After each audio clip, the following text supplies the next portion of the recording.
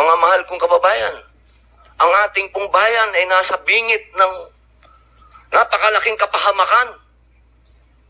Kung hindi po tatitindig ang ating kapulisan, kung hindi po tatayo ang ating mga law enforcement, tayo po ay tatalunin ng mga sindikatong nag-ahari na nagluluto na ng mga droga kung saan-saan. Mga mahal kong kababayan, ang datos po ang magsasabi na nung sa panahon ni Pangulong Rodrigo Roa Duterte, masasabi ko na po na natakot ang mga kriminal.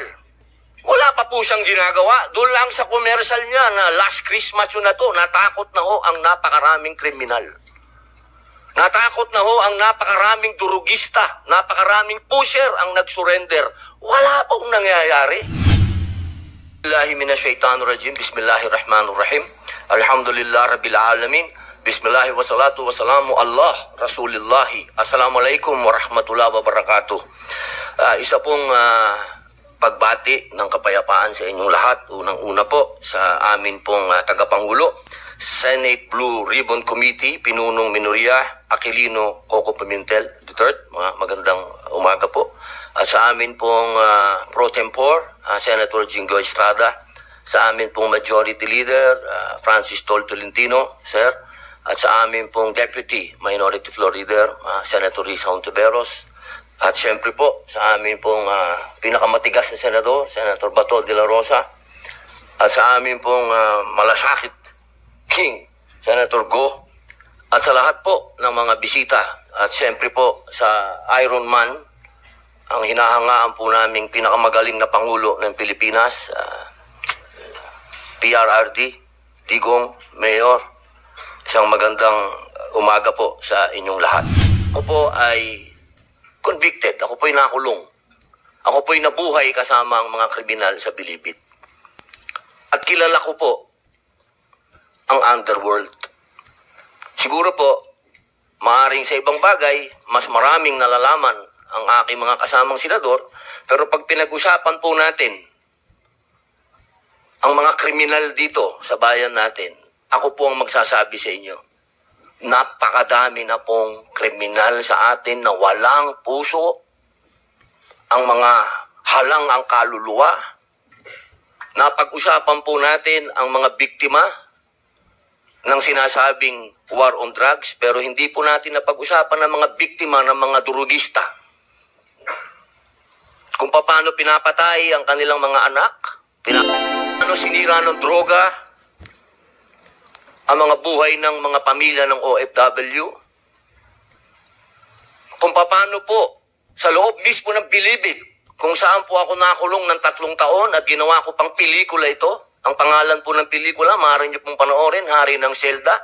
Dito po ay binunyag ko na sa loob mismo ng Bilibid ay nagluluto ng shabu. 1998 po yun. Kung bibilangin po natin yung taon na yun, hanggang sa dumating ang Iron Man, ilang taon po yun. Ganun po kahaba ang mga panahon na namayani at talagang naghahari ang mga drug pusher sa Bilibid. Alam niyo po, mga mahal kong kababayan, wala po, totoo po. Ang kamatayan ng buhay ng isang tao ay yan po ay bigay ng Diyos.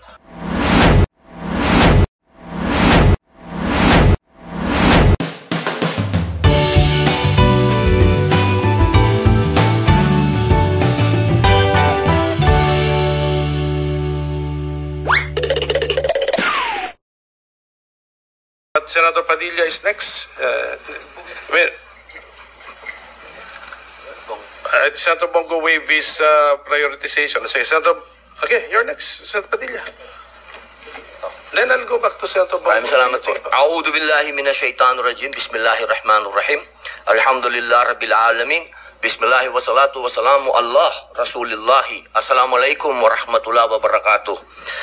Isa pong pagbati ng kapayapaan sa inyong lahat. Unang-una po sa amin pong tagapangulo, Senate Blue Ribbon Committee, Pinunong Minoria, Aquilino Coco Pimentel III, magandang umaga po.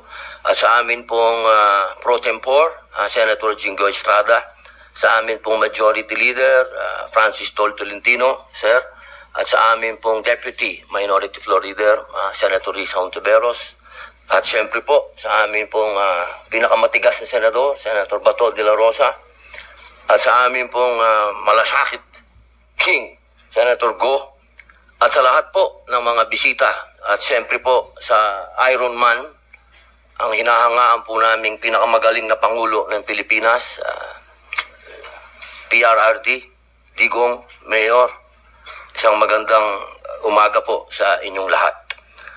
Ako po ay nakikinig sa mga opening statement ng aking mga kasama. Sila po ay mga batikan na senador, mga abogado, mga kilala na po na nagbibigay ng point of view sa legal na usapin. Ang akin pong pahayag ay naratibo ng isang convicted criminal. Ako po ay convicted. Ako po ay nakulong. Ako po ay nabuhay kasama ang mga kriminal sa Bilibid. At kilala ko po ang underworld. Siguro po, maaring sa ibang bagay, mas maraming nalalaman ang aking mga kasamang senador, pero pag pinag-usapan po natin ang mga kriminal dito sa bayan natin, ako po ang magsasabi sa inyo, napakadami na pong kriminal sa atin na walang puso, ang mga halang ang kaluluwa. Napag-usapan po natin ang mga biktima ng sinasabing war on drugs, pero hindi po natin napag-usapan ang mga biktima ng mga durugista. Kung paano pinapatay ang kanilang mga anak, pinapatay ang kanilang mga asawa, pinapatay ang kanilang kapitbahay. Kung paano sinira ng droga ang mga buhay ng mga pamilya ng OFW. Kung paano po sa loob mismo ng Bilibid, kung saan po ako nakulong ng 3 taon at ginawa ko pang pelikula ito. Ang pangalan po ng pelikula, maaari niyo pong panoorin, Hari ng Selda. Dito po ay binunyag ko na sa loob mismo ng Bilibid ay nagluluto ng shabu. 1998 po yun. Kung bibilangin po natin yung taon na yun, hanggang sa dumating ang Iron Man, ilang taon po yun.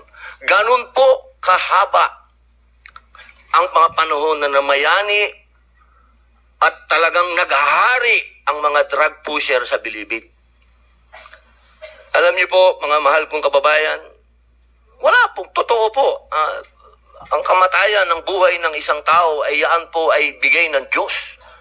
Yan po ay kayamanan, yan po ay regalo sa atin ng Diyos. Pero, mga mahal kong kababayan, ang ating pong bayan ay nasa bingit ng napakalaking kapahamakan. Kung hindi po tatitindig ang ating kapulisan, kung hindi po tatayo ang ating mga law enforcement, tayo po ay tatalunin ng mga sindikatong naghahari na nagluluto na ng mga droga kung saan-saan. Mga mahal kong kababayan, ang datos po ang magsasabi na nung sa panahon ni Pangulong Rodrigo Roa Duterte, masasabi ko na po na natakot ang mga kriminal. Wala pa po siyang ginagawa. Doon lang sa commercial niya na last Christmas yun na to, natakot na ho ang napakaraming kriminal. Natakot na ho ang napakaraming durugista, napakaraming pusher ang nag-surrender. Wala pong nangyayari. Sa salita lang po yun.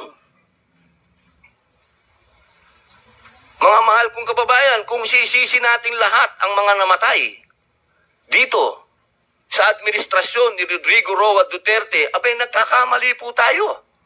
Alamin po natin kung ano ang drug underworld, kung ano ang mga drug syndicates. Ako na po ang nagsasabi sa inyo, regular na po ito tuwing magpapalit ang administrasyon, naglilinis ang mga sindikato.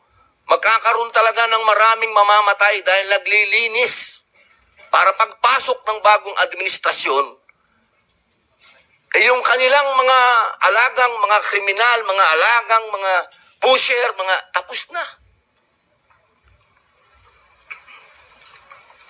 Sana po, sa usapin na ito, maging realistic po tayo, mga mahal kong kababayan. Kung kailan ba natin na ibalik sa mga kababayan natin ang kalsada. Nung panahon na yon, nagiinuman sa tabi, nakahubad. Ang mga babae, hindi makapaglakad. Hindi ka makapaglakad ng may cellphone ka. Agawin ng cellphone mo, loob ng bahay mo, papasukin ka. Mga kababayan naman, huwag naman nating haluan ng politika ito. May mga bagay dito sa mundo na kailangan maging realidad tayo. Buong mundo, problema ang droga. Kung walang tatayo para lumaban dito, paano na ang kinabukasan ng mga anak natin? Paano na ang kinabukasan ng bayan natin? Kaya sana po ang inihiling ko sa lahat dito sa pagdinig nito, iwasan ng politika at tingnan po natin kung saan talaga tayo tutungo ang bayan natin. Mga kababayan, lubog na po tayo sa utang, lubog pa tayo sa tubig, pati ba naman sa ganito, lubog pa rin tayo. Yun lamang po, maraming salamat po.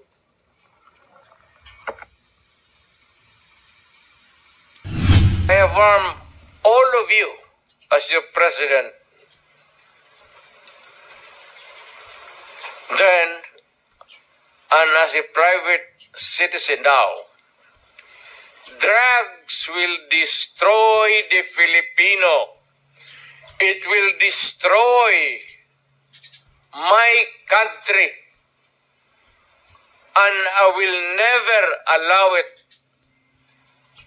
Paski ako empleyado sa gobyerno o private citizen, I will do what is necessary to protect my country, my community, at yung mga anak natin. This is a matter of principle. At papagkamatayan ko yan. Maraming salamat.